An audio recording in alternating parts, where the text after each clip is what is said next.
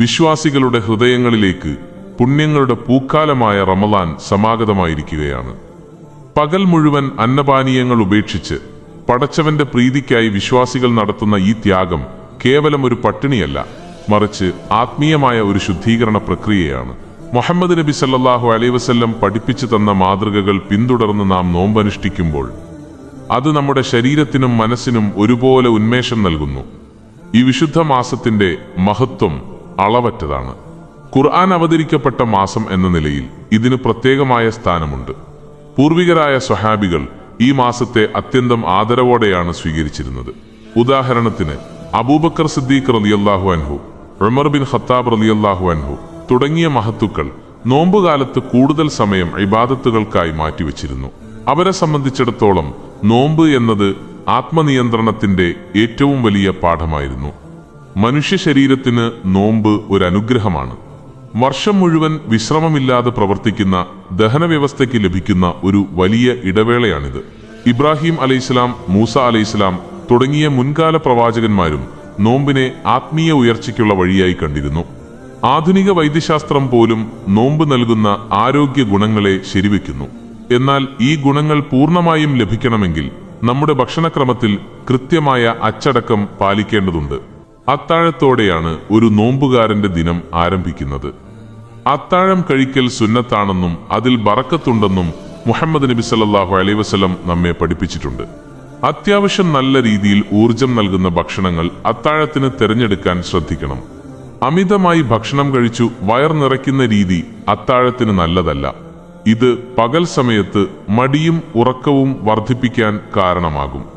അതിനാൽ ലഘുവായതും എന്നാൽ പോഷകപ്രദവുമായ ഭക്ഷണങ്ങൾ കഴിക്കുക. അത്താഴത്തിൽ സങ്കീർണമായ കാർബോഹൈഡ്രേറ്റുകൾ ഉൾപ്പെടുത്തുന്നത് നന്നായിരിക്കും. തവിടുള്ള അരി, ഗോതമ്പ്, ഓട്സ് തുടങ്ങിയവ പതുക്കെ മാത്രമേ ദഹിക്കുകയുള്ളൂ. ഇത് പകൽ സമയം മുഴുവൻ വിശപ്പ് കുറയ്ക്കാൻ സഹായിക്കും. ധാരാളം നാരുകൾ അടങ്ങിയ പച്ചക്കറികളും പഴങ്ങളും അത്താഴത്തിന്റെ ഭാഗമാക്കുക. ഇത് മലബന്ധം പോലുള്ള പ്രശ്നങ്ങൾ ഒഴിവാക്കാൻ സഹായിക്കും. പയർവർഗ്ഗങ്ങൾ കഴിക്കുന്നതും ഊർജം നിലനിർത്താൻ ഉത്തമമാണ്. ദാഹം കുറയ്ക്കുന്നതിനായി അത്താഴ സമയത്ത് ഉപ്പിന്റെ ഉപയോഗം പരിമിതപ്പെടുത്തണം. അമിതമായ ഉപ്പും അവാലകളും പകൽ സമയത്ത് കഠിനമായ ദാഹം അനുഭവപ്പെടാൻ കാരണമാകും. കാപ്പി, ചായ തുടങ്ങിയ പാനീയങ്ങൾ അത്താഴത്തിന് ഒഴിവാക്കുന്നതാണ് നല്ലത്.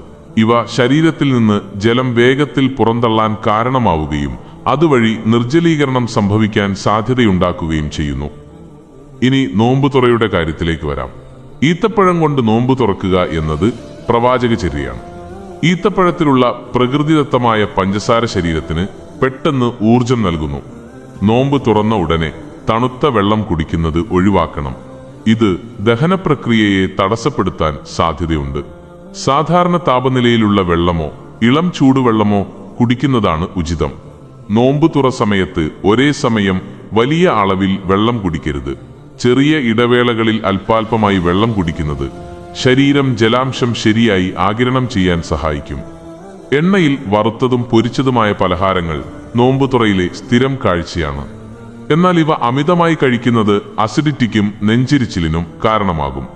അതിനാൽ ഇത്തരം ഭക്ഷണങ്ങൾ കുറയ്ക്കുക.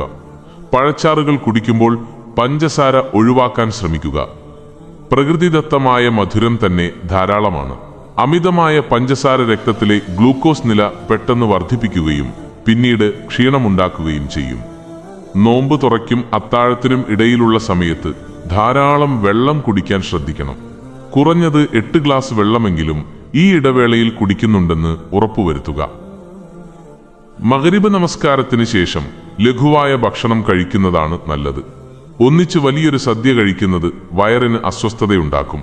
സൂപ്പുകൾ, സാലഡുകൾ എന്നിവ ഭക്ഷണത്തിൽ ഉൾപ്പെടുത്തുക. പ്രോട്ടീൻ അടങ്ങിയ ഭക്ഷണങ്ങൾ ഭക്ഷണത്തിൽ ഉൾപ്പെടുത്താൻ മറക്കരുത്. മീൻ, ചിക്കൻ, മുട്ട അല്ലെങ്കിൽ പയർവർഗ്ഗങ്ങൾ എന്നിവ ശരീരത്തിലെ കോശങ്ങളുടെ തേയ്മാനം പരിഹരിക്കാൻ ആവശ്യമാണ്. രാത്രി ഭക്ഷണത്തിൽ അമിതമായ മധുരപലഹാരങ്ങൾ ഒഴിവാക്കുക. ഇത് ശരീരഭാരം വർദ്ധിക്കാനും ഉറക്കത്തിന് തടസ്സമുണ്ടാക്കാനും സാധ്യതയുണ്ട്. പഴങ്ങൾ കഴിക്കുമ്പോൾ കഷ്ണങ്ങളാക്കി കഴിക്കുന്നതാണ് ജ്യൂസാക്കി കുടിക്കുന്നതിനേക്കാൾ നല്ലത്. ഇത് നാരുകൾ ശരീരത്തിലെത്താൻ സഹായിക്കുന്നു. തൈര്, മോര് എന്നിവ നോമ്പുകാലത്ത് ഭക്ഷണത്തിൽ ഉൾപ്പെടുത്തുന്നത് ദഹനത്തിന് വളരെ നല്ലതാണ്. ഇത് വയറിലെ ചൂട് കുറയ്ക്കാനും സഹായിക്കുന്നു. അത്താഴം കഴിയുന്നത്ര വൈകിപ്പിക്കുന്നത് സുന്നത്താണ്. ഇത് പകൽ സമയത്തെ ക്ഷീണം കുറയ്ക്കാൻ സഹായിക്കും. എന്നാൽ സുബഹി ബാങ്കിന് തൊട്ടുമുൻപ് വരെ ഭക്ഷണം കഴിക്കുന്നത് ഒഴിവാക്കി അല്പം നേരത്തെ അവസാനിപ്പിക്കുക. ഭക്ഷണം സാവധാനം ചവച്ചരച്ച് കഴിക്കുക. വേഗത്തിൽ ഭക്ഷണം കഴിക്കുന്നത് ദഹനക്കേടിന് കാരണമാകും. ഓരോ കഷ്ണവും ആസ്വദിച്ച് കഴിക്കുന്നത് പെട്ടെന്ന് വയർ നിറഞ്ഞതായി തോന്നാൻ സഹായിക്കും. നോമ്പ് കാലത്ത് വ്യായാമം പൂർണ്ണമായും ഒഴിവാക്കേണ്ടതില്ല.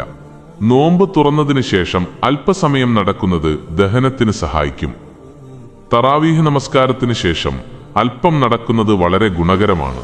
ഇത് രാത്രിയിലെ ഉറക്കം സുഖകരമാക്കാൻ സഹായിക്കും. ഭക്ഷണത്തിന് ശേഷം ഉടനെയുള്ള ഉറക്കം ഒഴിവാക്കുക. കുറഞ്ഞത് 2 മണിക്കൂർ കഴിഞ്ഞ് മാത്രം ഉറങ്ങാൻ ശ്രദ്ധിക്കുക. ശരീരത്തിന് ആവശ്യമായ വിശ്രമവും ഉറക്കവും ഉറപ്പുവരുത്തുക.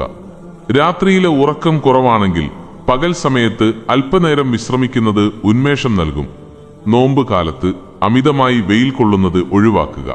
ഇത് വിയർപ്പിലൂടെ ശരീരം ജലാംശം നഷ്ടപ്പെടുന്നത് തടയാൻ സഹായിക്കും. ഗർഭിണികൾ, മുലയൂട്ടുന്ന അമ്മമാർ, രോഗികൾ എന്നിവർ നോമ്പെടുക്കുമ്പോൾ ഡോക്ടറുടെ നിർദ്ദേശം തേടേണ്ടതാണ്. ആരോഗ്യത്തിനാണ് മുൻഗണന നൽകേണ്ടത്. ഭക്ഷണം പാഴാക്കാതിരിക്കാൻ ശ്രദ്ധിക്കുക. ആവശ്യമുള്ളത് മാത്രം പാകം ചെയ്യുക. ദരിദ്രരെയും കഷ്ടപ്പെടുന്നവരെയും ഈ മാസത്തിൽ ഓർക്കുകയും അവർക്ക് ഭക്ഷണം എത്തിക്കുകയും ചെയ്യുക എന്നത് വലിയ പുണ്യമാണ്. ആയിഷ റളിയല്ലാഹു അൻഹ പഠിപ്പിച്ചു തന്നതുപോലെ ദാനധർമ്മങ്ങളിൽ നാം മുൻപന്തിയിൽ നിൽക്കണം. നോമ്പ് എന്നത് ആത്മസംസ്കരണത്തിനുള്ളതാണ്. ഭക്ഷണത്തിലുള്ള നിയന്ത്രണം ആത്മീയമായ ഉന്നതിയിലേക്ക് നമ്മെ നയിക്കും. റമദാൻ അവസാനിക്കുമ്പോൾ നമ്മൾ ശാരീരികമായും ആത്മീയമായും പുതിയ മനുഷ്യരായി മാറണം. അതിന് കൃത്യമായ ഭക്ഷണക്രമം അനിവാര്യമാണ്. ഈ പുണ്യമാസത്തിലെ ഓരോ നിമിഷവും അള്ളാഹുവിന്റെ പ്രീതിക്കായി ചിലവഴിക്കുക. ആരോഗ്യത്തോടെ ഇബാദത്തുകൾ ചെയ്യാൻ ശരീരം കാത്തു സൂക്ഷിക്കുക. അള്ളാഹു നമ്മുടെ നോമ്പും ഇബാദത്തുകളും സ്വീകരിക്കുമാറാകട്ടെ. ആമീൻ.